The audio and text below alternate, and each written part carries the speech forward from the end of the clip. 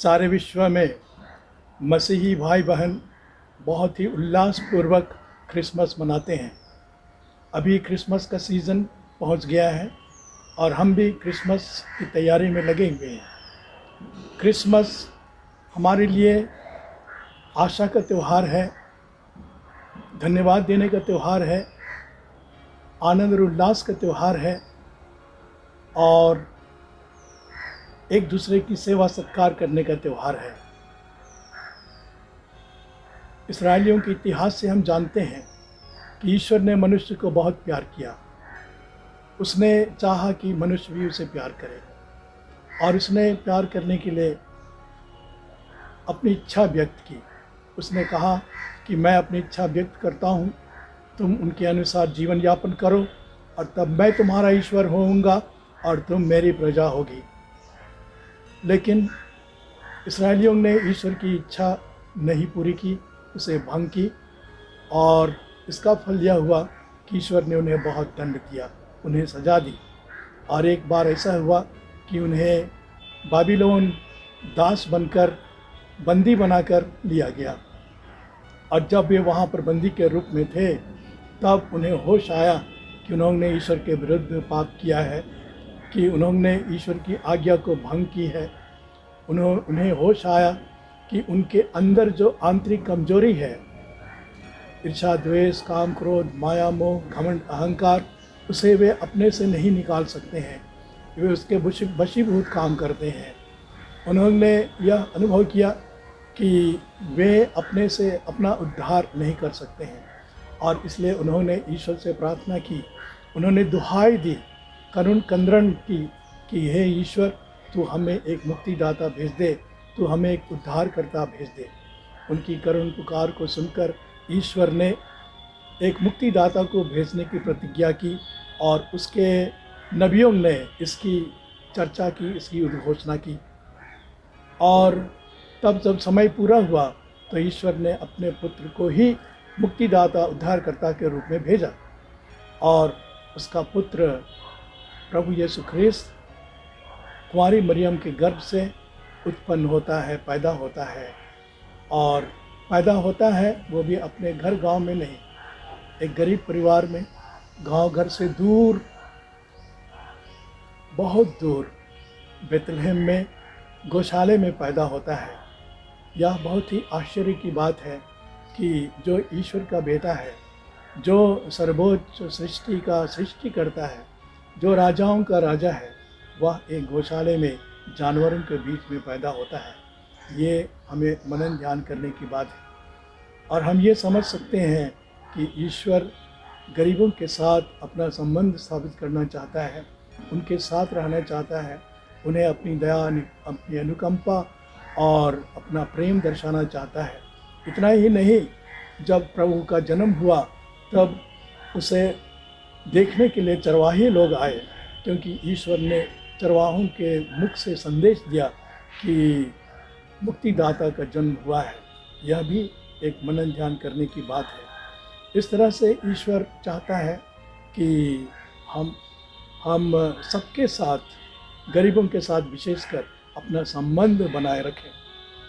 आज संसार में जब हम देखते हैं तो बहुत विषमताएं देखते हैं। धनी, गरीब, पढ़े लिखे लोग और जाति, धर्म आदि के बीच में काफ़ी खाइयाँ आ गई हैं, विषमताएं आ गई हैं और ईश्वर ऐसा नहीं चाहता है, क्योंकि हम सभी जानते हैं और ईश्वर यह संदेश देना चाहता है कि हम सभी ईश्वर की संतान हैं और इसलिए हमें एक साथ रहना है, मेल प्रेम से रहना है, एक दूसरे के सुख दुख में भाग लेना है, एक दूसरे को सांत्वना देना है, एक दूसरे को प्रोत्साहित करना है।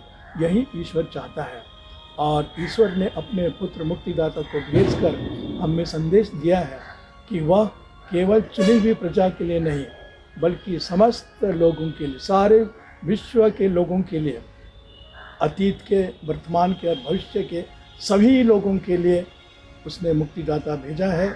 और उसके मुक्तिदाता पर अगर हम विश्वास करेंगे, उसके मुक्तिदाता की शिक्षा पर अगर हम चलेंगे तो सचमुच हम ईश्वर के प्रेम में बने रहेंगे। और यही सच्चा क्रिसमस है और क्रिसमस यही संदेश हमें देता है क्रिसमस हमें ये भी संदेश देता है कि हम एक दूसरे के साथ मेल प्रेम से रहें, आनंद मनाएं, सुख दुख में भाग लें, और कोई भी जाति धर्म का क्यों ना हो, वो हिंदू हो, मुसलमान हो, पारसी हो, सिख हो, सबके साथ हमें एक साथ रहना है। यही क्रिसमस हमें संदेश देता है।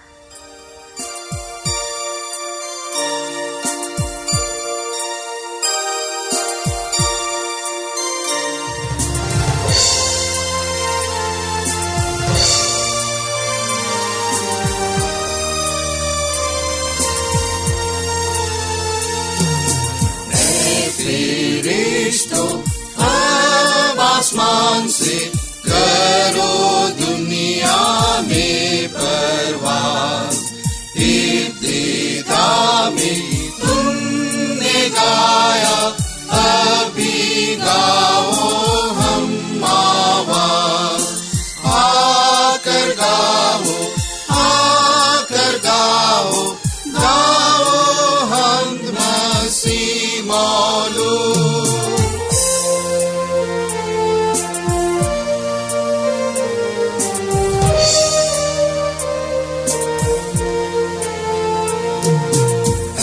चौपानो तुम भी गाओ, हुआ है खुदा इंसान, अपने तोहफे तुम मिलाओ, देखो बच्चा आलीशान।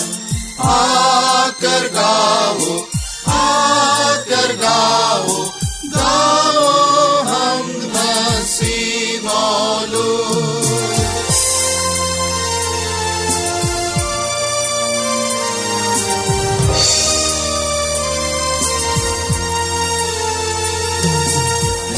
मजूसी तुम भी आओ, तारे से है रापुनु, उसकी हम हर जा सुनाओ, तासर दुनिया हो मामूर।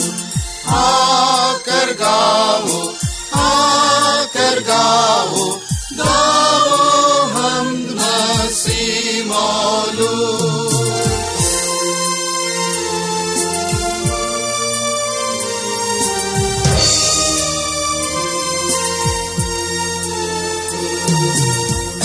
सब संकल्प खुश हो गाओ, खौफ और शक सब होवे दूर, खुशी दुनिया में मनाओ, रब को देखकर हो मसरूर। आकर गाओ, आकर गाओ, गाओ हम्द मसीह मौलूद।